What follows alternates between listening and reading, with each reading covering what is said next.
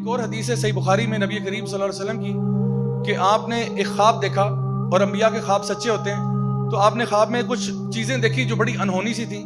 آپ نے دیکھا کہ دو شخص ہیں اور آپ کو قیامت کا منظر دکھا گیا۔ ایک شخص جو ہے وہ دوسرا زمین پہ لیٹا ہوا ہے، اور ایک شخص بڑا سا پتھر لے کے اس کے سر کے اوپر مارتا ہے، اس کا سر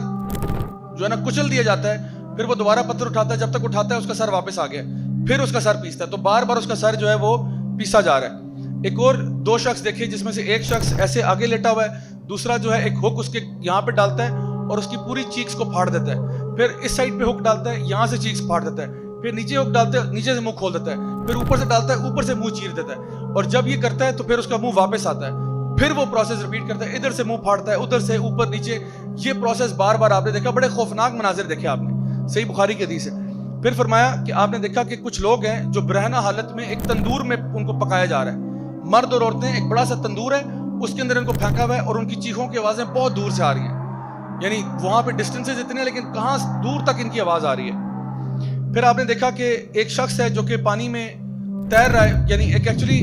خون کے دریا میں خون میں تیر رہا ہے، اور جب خون میں تیرتا ہے تو ایک پتھر ہے جو اس کے منہ پہ مارا جاتا ہے، جب وہ جو ہے نا کنارے پہ آتا ہے، تو جب پتھر اس کے منہ پہ پڑتا ہے تو وہ اس کی بلو سے بہت پیچھے چلا جاتا ہے، پھر وہ پتھر کو اپنے منہ میں لیے واپس آتا ہے، ایک شخص جو کنارے پہ کھڑا ہے وہ پتھر دوبارہ اس کے منہ سے نکالتا ہے، پھر اس کے منہ پہ مارتا ہے، اور اتنی زور سے لگتا ہے کہ وہ دور چلا جاتا ہے، پھر وہ منہ کو پتھر میں لیے جو ہے نا دوبارہ سے واپس آتا ہے، پھر وہ یہ پروسیس ریپیٹ ہو رہا ہے کہ بار بار وہ اس خون کے دریا میں تیر رہا ہے، آگے پیچھے بار بار مار بھی کھا رہا ہے اور بار بار پتھر واپس بھی لے کے آتا ہے۔ پھر آپ صلی اللہ علیہ وسلم نے دیکھا کہ ایک بہت ہی بھیانک شکل کا ایک شخص جو ہے وہ ایک آگ کے ارد گرد دوڑ رہا ہے، ایک بیست نما چیز ہے، بڑے خوفناک سا شخص ہے۔ پھر آپ نے دیکھا کہ ایک باغ ہے، اس باغ میں ایک اونچا سا درخت ہے اور اس کے ساتھ ایک اونچا سا انسان ہے، بڑا خوبصورت سا، خوش شکل سا، اس کے ارد گرد بہت سارے بچے کھیل رہے ہیں اور وہ ان کے ساتھ بہت انجوائے کر رہے ہیں۔ اس کے بعد آپ نے دیکھا کہ آپ نے ایک چھوٹا سا ہل کراس کیا، ہل کراس کر کے آگے گئے تو آپ نے دیکھا کہ ایک لیک ہے، اور اس لیک کے ساتھ کچھ لوگ ہیں جو آدھے خوبصورت ہیں اور آدھے بہت بدصورت ہیں، تو وہ جب لیک میں جاتے ہیں ڈبکی لگا کے باہر آتے ہیں تو وہ پورے خوبصورت ہو جاتے ہیں، یعنی انہوں نے وہ شخص دیکھے، بہت سارے لوگ کھڑے ہیں جو ان کا ایک سائڈ بہت خوبصورت ہے اور ایک سائڈ اتنی ہی بدصورت ہے، وہ اس دریا میں اس لیک میں جا کے ڈپ کر کے آتے ہیں، باہر آتے ہیں تو بالکل صاف ستھرے ہو کے اچھے لگ رہے ہیں۔ تو آپ نے فرشتوں سے پوچھا، آپ خواب میں دیکھ رہے ہو فرشتے آپ کو ٹور کرا رہے ہیں، آپ نے جب فرشتوں سے پوچھا کہ یہ سب کیا معاملہ ہے تو ان کو بتایا گیا کہ وہ جو دو شخص ہیں یہ وہ ہیں کہ جو قرآن کو پڑھتے تھے لیکن اس کو یاد نہیں کرتے تھے، اس کو اگنور کر دیتے تھے، اس کو نیگلیکٹ کرتے تھے، یعنی قرآن کا ان کو پتہ تھا لیکن نہ تو اس کو یعنی صحیح طریقے سے پڑھتے تھے، سمجھتے تھے، نہ اس پر عمل کرتے تھے، اور قرآن سے منہ پھیر چکے تھے،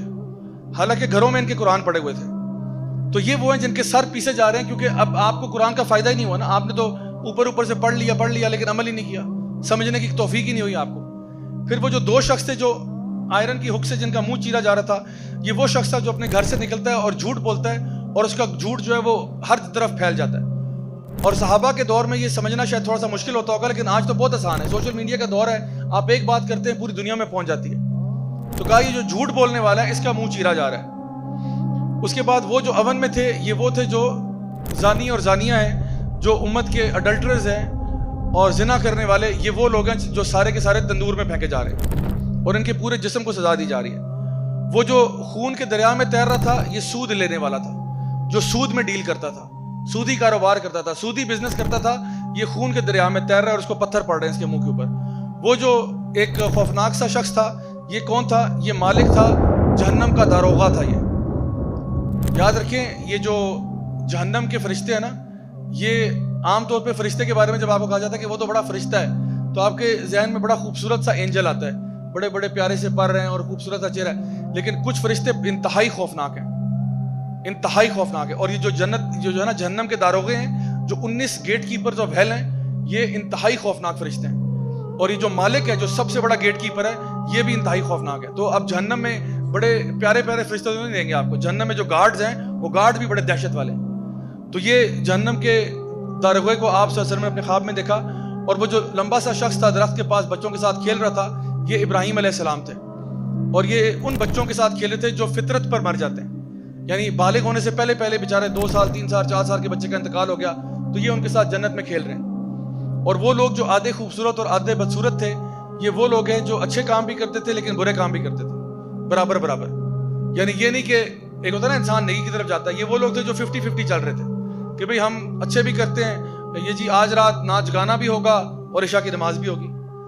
دونوں چیزیں ساتھ ساتھ چل رہی ہیں. بھئی ہم تو دین اور دنیا کو لے کے چل رہے ہیں. یعنی انہوں نے دنیا جو ہے نا وہ اللہ کی نافرمانی کو دنیا کہہ رہے ہوتے ہیں کہ دین بھی ہے لیکن دنیا بھی تو ہے نا, اللہ کی نافرمانیاں بھی تو ساتھ ساتھ ہی چلتی ہیں. حالانکہ اللہ تعالیٰ فرماتے ہیں یا ایھا الذین آمنوا ادخلوا فی السلم کافہ, اے ایمان والو پورے کے پورے اسلام میں داخل ہو جاؤ.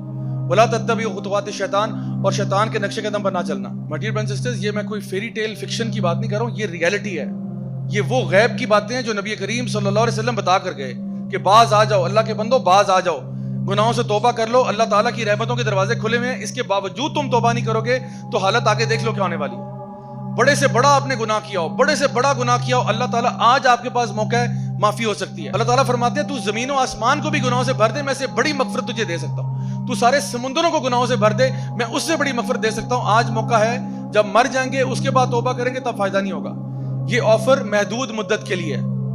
یہ جو آفر ابھی آپ کو ملی ہوئی ہے نا, یہ محدود مدت کے لیے. تو اس لیے عقل مند انسان وہی ہے جو اس کا فائدہ اٹھا لے.